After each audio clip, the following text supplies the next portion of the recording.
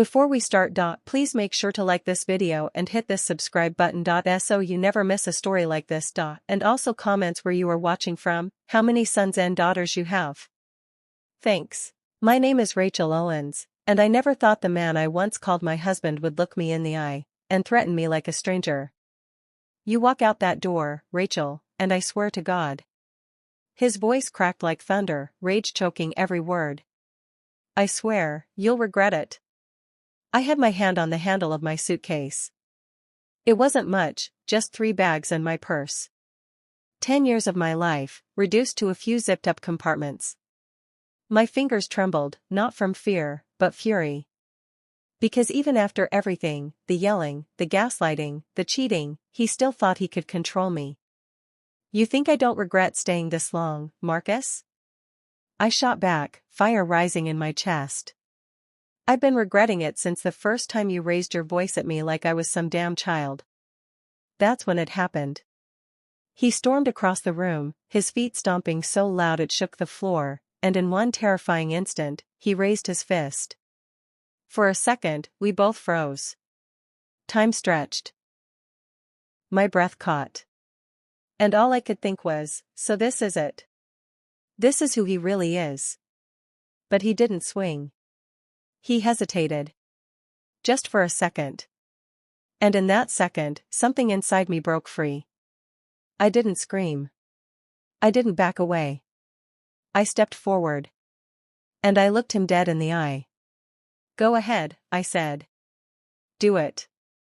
Prove to me, to yourself, just how small you really are.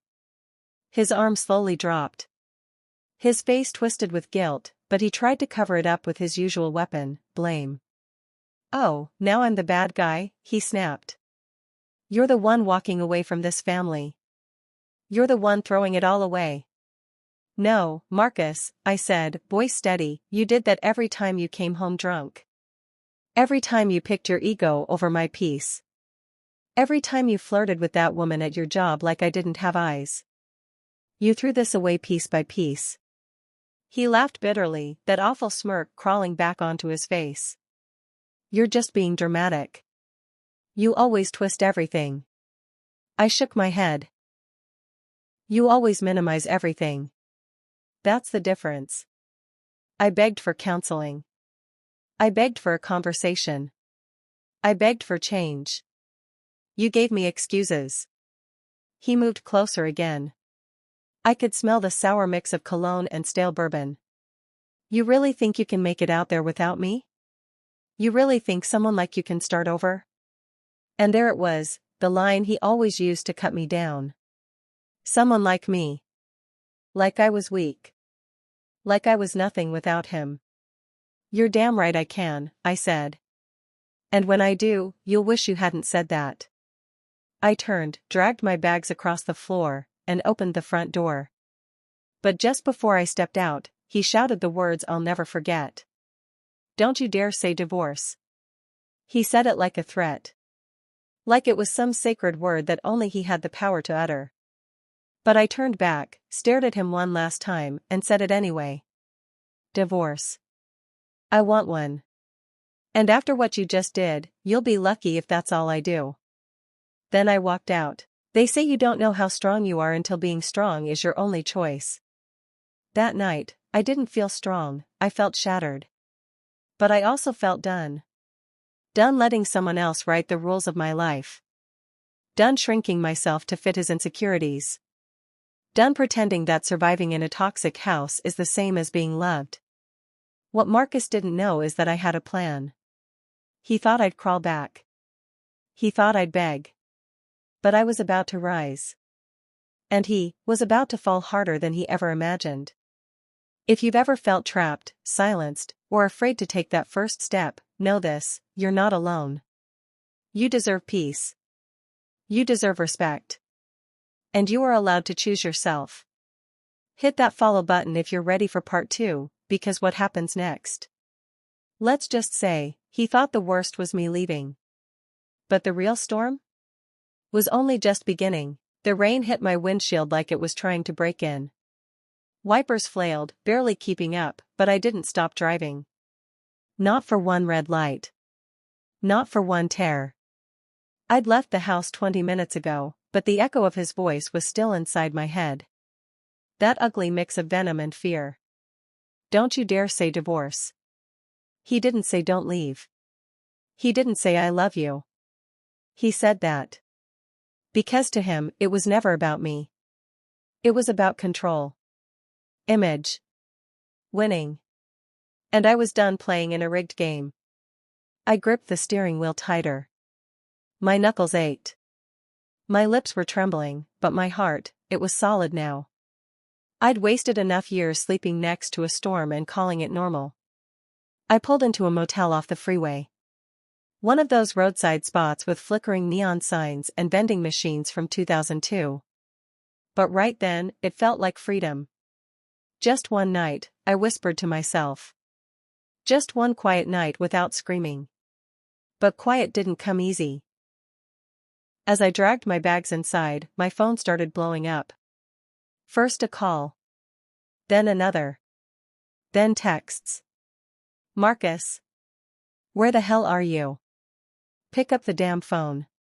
You made your point. Come home now before you make this worse.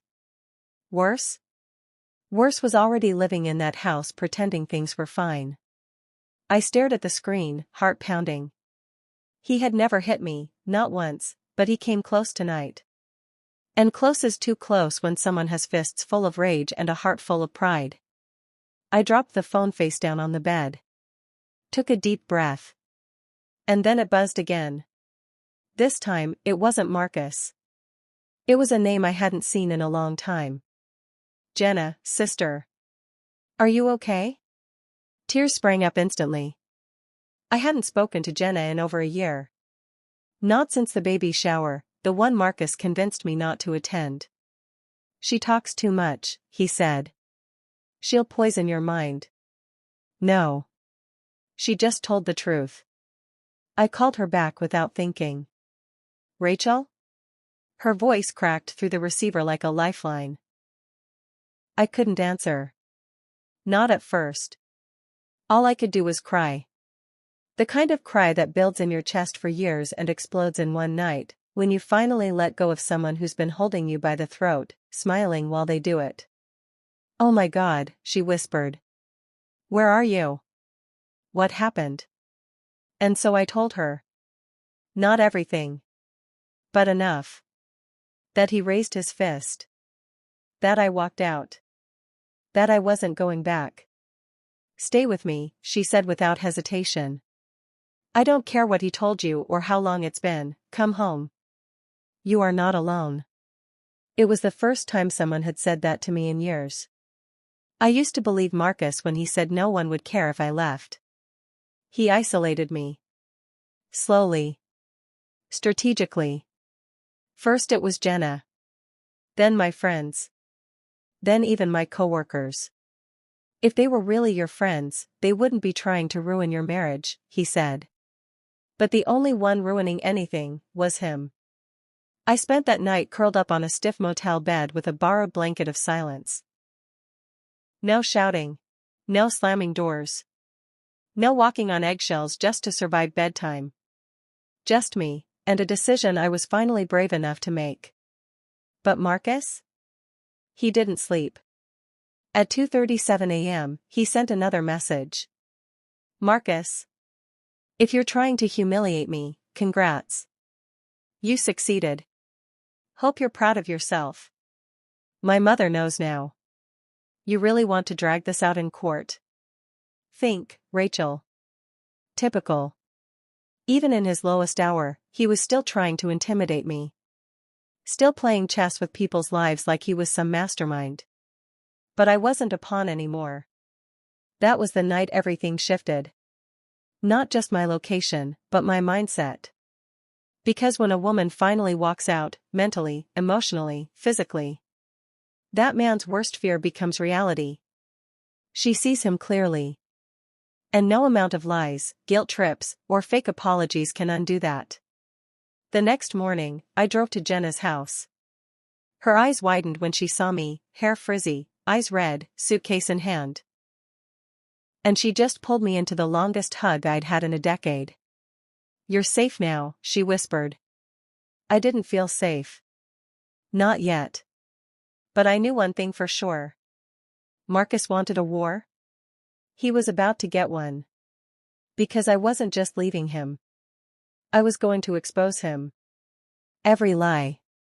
Every woman. Every threat. And I wasn't doing it out of revenge. I was doing it for every woman too scared to leave. For every sister, mother, daughter who said, maybe it's not that bad. For every version of me who stayed silent just 1 year too long. Because silence protects abusers. And mine? Just ran out. If you've ever felt like you're screaming in a room where no one's listening, I hear you. I see you. And I promise, your strength will scare the people who hoped you'd stay weak. I was sitting on Jenna's couch, legs tucked under me like a child trying to disappear. But I wasn't disappearing anymore. Not this time. The sun poured in through her kitchen window like it was trying to remind me that the world was still turning, that there was life beyond slammed doors and silent suffering. But the real warmth came from Jenna. She didn't ask 1,000 questions. She didn't rush me. She just sat with me, coffee in hand, like she had waited years for me to come back to myself. I can't believe I stayed that long, I muttered, mostly to myself. Jenna looked over. We stay because we think love means endurance. It doesn't. Love means protection. It means peace. I swallowed hard. I hadn't known peace in years. Just then, my phone buzzed again. Marcus. I ignored it. Then it buzzed again. Different number. Unknown. I picked it up. Rachel. His voice, low and tight. You need to stop calling me, I said, steady. Just listen, he snapped. You've made your little statement, okay? You packed your bags, got some sympathy, great. Now you're going to ruin everything over one fight? One fight? I almost laughed. Marcus, if you think this is about one night, you're more delusional than I thought. You walk away now, I'm telling you, I will fight you in court. I will drag you. You think people don't already talk about you behind your back? You'll be the crazy one, not me. That was his final card, reputation. Shame. But he didn't realize, I wasn't scared of shame anymore. I hung up. Then I opened my email. I clicked the draft I'd written at 3 a.m. Subject, to whom it may concern. Body, my name is Rachel Monroe. I've been married to Marcus Monroe for 7 years. And I have something to say. I hit send. To the HR department where he worked. To the women he flirted with while I sat home raising our child. To the church group that praised our perfect marriage. To my old friends he told I grew distant. I sent the truth. Every word. Every threat. Every night I cried in the shower while he slept like a king. I sent it all. And then I sat back. Because truth is funny. It doesn't move fast at first. But once it starts, it spreads. The next day, he showed up at Jenna's house. I was in the kitchen when I heard her front door fly open. Rachel. His voice thundered down the hall like a storm trying to swallow the sun. Jenna bolted up. You need to leave, she said, blocking the doorway. But I walked forward. Calm. Controlled. You want to scream? I said. Do it here. Where people can see who you really are. He looked at me like he didn't recognize me anymore. That's because he didn't. I wasn't the scared wife begging him to calm down. I wasn't shrinking. I wasn't apologizing for breathing. I warned you, he hissed. You ruined my career. No, I said. You did. I just told the truth. He stepped closer, veins in his neck bulging. Jenna moved between us again. If you lay a hand on her, she said, you'll be in jail before dinner. He froze. That word, jail. It finally registered that he wasn't in control anymore. And the fear in his eyes? That was the first time I ever saw him afraid of me. When you expose someone who lives behind a mask, their first reaction isn't sorrow, it's rage. Not because they're sorry, but because they're caught. But the thing about people like Marcus? They only win if you stay quiet. Over the next few weeks, everything changed. His job? Gone. Turns out he'd been reported before, but my story gave others the courage to speak up. The church? Issued a public statement. He was no longer welcome in leadership. Even his own mother called me. "I'm sorry," she said. "I should have said something years ago." And as the walls crumbled around him, I stood taller than I ever had in my life. Because I finally realized, I never needed permission to leave. I just needed proof that I was strong enough to stay gone. And now? I had evidence. The court date came faster than expected. He tried to delay it, claimed he needed time to gather documents. Translation, time to cover his tracks. But I had more than documents. I had witnesses. Screenshots. Testimonies. And a lawyer who believed me. As we sat in that cold courtroom, he kept his head down, acting like a victim. But the judge saw through it. So did everyone else. And when the final ruling came, full custody, no spousal support, and a protective order? I didn't smile. I didn't cheer. I just nodded. Because peace doesn't always come with fireworks. Sometimes, it arrives in silence. If you're holding back because you're afraid of starting over, listen to me. You're not starting over. You're starting stronger. My name is Rachel Monroe. And this part of the story? This is where everything turns. Not with anger. Not with fists. Not with screaming matches in the living room. But with purpose. With power. With proof that I was never the weak one, he just worked overtime trying to convince me I was. After court, I didn't go home and cry. I didn't wonder if I'd made the right decision. I didn't question whether he'd change someday. I knew. He would never change. But I already had. I took that silence he left behind and filled it with strategy. You see, while Marcus thought I was crumbling, I was building. He always mocked my little blog. Said it was a waste of time, embarrassing even. But what he didn't know was that my writing had saved dozens of women long before I ever left him. And now? Now I had a story. I changed the name. Changed the details. But the heart of it? It was real. Raw. And it struck deep. The post was titled. He raised his fist when I said divorce. But he didn't expect what I'd do next. Overnight, it went viral.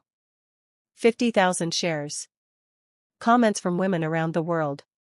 Messages like, "I thought I was the only one." This gave me the courage I needed. "My bags are packed. Thank you." And that's when I realized, my healing wasn't just about me anymore. 2 weeks later, I launched the project I'd been dreaming of for years. A nonprofit for women like me. Exit and Elevate. Helping women not just escape, but rebuild. With dignity. With clarity. With fire. Workshops. Legal resources. Emergency relocation contacts. And the blog? It became a hub. A movement. And the press? They came knocking. I did one interview.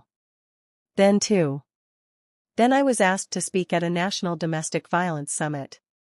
And guess who saw it? Marcus. He messaged me one night. Private number. Like a coward. "You think this makes you a hero?" he spat. "You're making me look like the devil." I didn't reply. Because heroes don't argue with villains. They just win. But the final blow? It came the day he showed up at my event, uninvited. Unannounced. He stood at the back of the room, arms crossed, trying to intimidate me with his presence. But I saw right through it. Because the version of me he tried to break?